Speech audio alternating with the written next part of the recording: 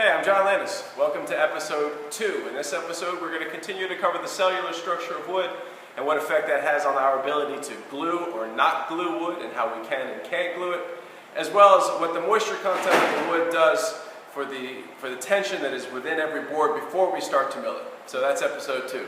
Thanks for joining me.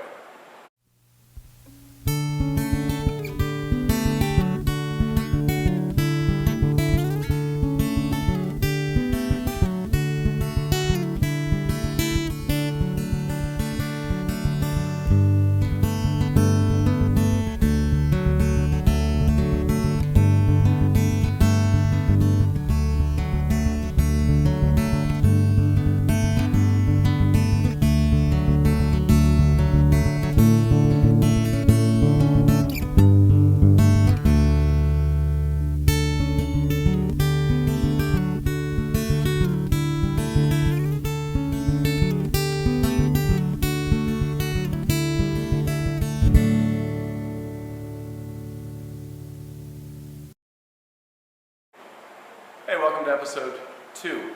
In episode 1, we covered the cellular structure of wood. If you haven't seen episode 1, you should go back and watch it at some point. We dealt with the cellular structure of wood and what effect its ability to take on and release moisture had on the shrinking and expansion of the wood.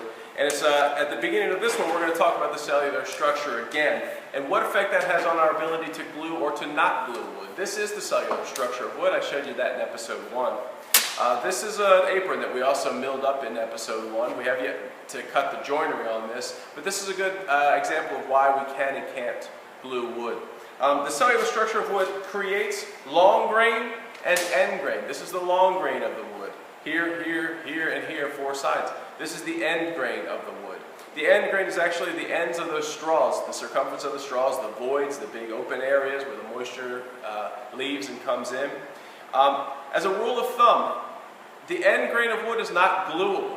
It doesn't have a very good gluability to it. Now, that's not to say if we smother glue on here and we put something else on here, could we hold the thing upside down and not have it fall off? Sure we could. There is some sort of glue strength, but as far as a joint goes, you can't rely on the glue on end grain to create any sort of joint whatsoever. If you could, well then nobody would be a woodworker because we could pick up a chair leg like this, slather some glue on there, put it together like that, and voila, we'd have a joint and everyone would be a woodworker. But it's because of that inability to glue end grain that woodworking and joints were created in the first place. If we were able to glue this end grain, say this apron to this leg like this, there would be no reason for a joint. It is because we can't do that that there is a reason for a joint. It's why we create a tenon, for example. Now, I won't get into the details of a tenon, but I'll show you that the reason we create a tenon by pulling this back is what we've done here is taken a tenon on here and revealed long grain, or the edge grain, and that ability goes into a mortise like this, and that is a glue of long grain to long grain. That's why we make it. Now, long grain can glue up all day long. We take 2 edges, let's say these are edges of a tabletop, we take 2 edges, put glue on there, put these together like this. This joint, this glue joint, is actually stronger than the wood itself. If we created a tabletop with well-jointed edges and glued those up, let those cure, and then jumped up and down on it, this wood would break in every other place but the glue joint. Same thing with these faces here. This is long grain. These 2 things can glue up, and this is a heck of a strong joint here. You know, a lot of people ask me, hey, do you ever put biscuits in here? No, you don't need biscuits. A long grain to long grain glue joint is the strongest joint you can get. It's fantastic. Again, from the cellular structure of wood, the end grain is this, it's these straws. There is no real good surface area to get glue on here. So no gluing of end grain, just long grain. And from that, take that knowledge with you into our joinery, take that knowledge into it for the woodworking part of things, and you'll figure out why we use the joints we use, why we use dovetails, why we use mortise and tenon, why we use slip joints. And if you understand the gluability of things, you'll understand which joint we can use.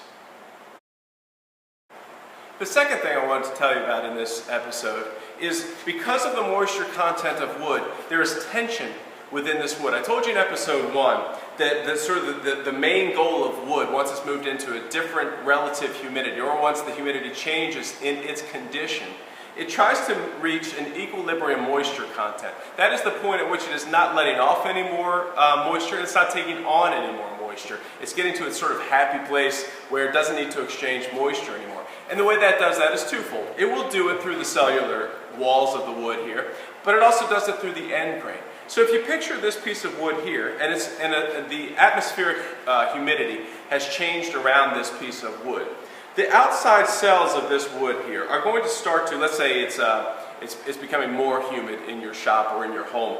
These outside cells here are going to be taking on the moisture. The inside cells are as well, but through the ends.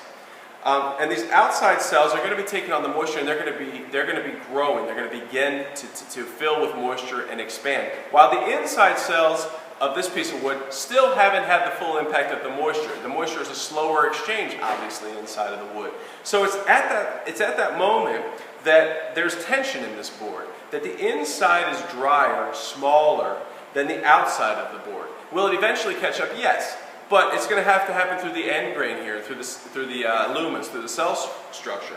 So there's tension in this board, and chances are there's a lot of tension in this board. And you've probably experienced this already when you've taken a board over to the table saw and you've begun to rip it, and those boards sort of dive into each other, or they may even separate. Depends on what the situation is with the moisture content of the wood.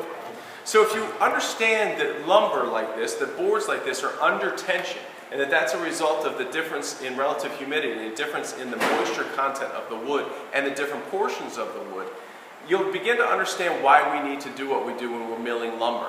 So, we finished up here with our 3-inch aprons. They're 3 inches tall here. We did not just go to a rough board like this, set the table saw 3 inches, and just start a ripping. Because if you rip a 3-inch board from a wider, say 9-inch board like this, you're beginning to release the tension in the board. You're exposing an edge here that at some point was at an equilibrium with itself. And when you rip that off, you've changed the conditions of both boards. You've changed the tension in both boards. And the tension will change, it'll move, it'll release. And this board will no longer be a straight rip. The same thing happens over the flatness of the board as well. So you couldn't send this board through a planer, for example, and take it down to our finished thickness, and then start ripping. Because not only will the board bend away from it, but it'll also dive or go up, may dive or go up. Not so much though, because you can tell that in a 3/4 inch board or a 1-inch board like this, the moisture exchange on both of these sides is going to be fairly consistent versus this edge losing or gaining a lot of moisture as opposed to the edge that we're revealing. So when you go, this is sort of the beginning of milling. I'm giving you a little teaser for the next episode, which is milling. These boards are under tension. All boards are under tension, and you need to realize that. Even if you're going to take a 1-inch board and rip it in half, those boards are going to go left and right, dive into each other because they are under tension. So we need to deal with that as we're milling lumber. We can't take a 3-inch rip here if we want to finish with 3 inches. We're going to have to take something bigger, 3¼ inch or something like that, then go through the milling process. Now here I have a chair in front of us. This is what's going on in the shop right now. These chair back legs are made by taking a pattern and putting them on wood and tracing them out, cutting them out, sanding them, and going on and milling them. That's not what I want to tell you about. What I want to tell you about is as we're taking bent patterns like this, there's not only tension in square boards.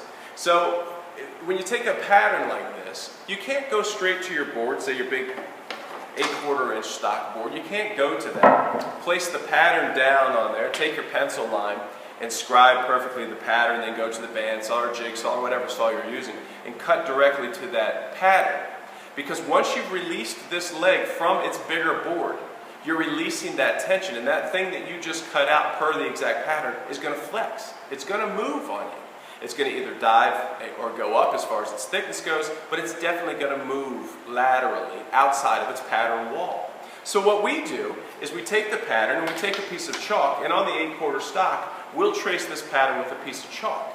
The reason we do it with a piece of chalk is so that it creates more like a 1/4 inch line. And when we rough cut it out at the bandsaw in its rough form, we'll cut around the chalk line, leaving a 1/4 inch on either side, 1/2 inch over the total size of the pattern. Then when that board flexes, when it moves after we have cut it free from its wider board, then we can begin the milling process. So that's the second part of what I wanted to teach you in episode 2, is that because of the moisture that is in the wood, because of its exchange with the environment around it, because it is always releasing moisture when the humidity is dropped, or it's taking on moisture when the humidity around it has gotten higher, because there's always this moisture exchange going on in the wood. There's always tension in the wood. And before we start any milling process whatsoever, we've got to release that tension. And the way to do that is to overcut our sizes. So hey, with that information, we're going to take this forward to episode 3, and we're going to start milling some lumber. We are going to work on our chairs. We're going to mill aprons. We're going to mill chair leg stock. That's what we're going to do here. Whatever you're doing in your shop, it doesn't matter. The milling process is basically the same. It's always taking the lumber, cutting it down to its smallest usable size, and I'll explain that when we start milling lumber, and then releasing the tension in those boards before we start the actual milling process. So I hope you picked something up here. 2 things we covered was gluability of wood, that you can only glue long grain effectively in joinery and anything else, that you can't glue end grain. We can't take 2 pieces and want to make this longer by gluing these 2 ends together. It's not going to work. We have to figure out a joint for that kind of thing. Furthermore, we need to figure out a joint for that kind of thing. So that was number 1. Because of the cellular structure of wood, we cannot glue end grain effectively whatsoever. Part 2 of this episode was that because of the moisture content in the wood, because of its desire to release and take on humidity based on the surrounding environment, there's tension in this wood. And before we start milling, we've got to release that tension. We release that tension by starting with our smallest possible safe size and cutting our boards down to that before we start the milling process. Great, we're ready for milling. I'll see you in episode 3. Thanks for watching.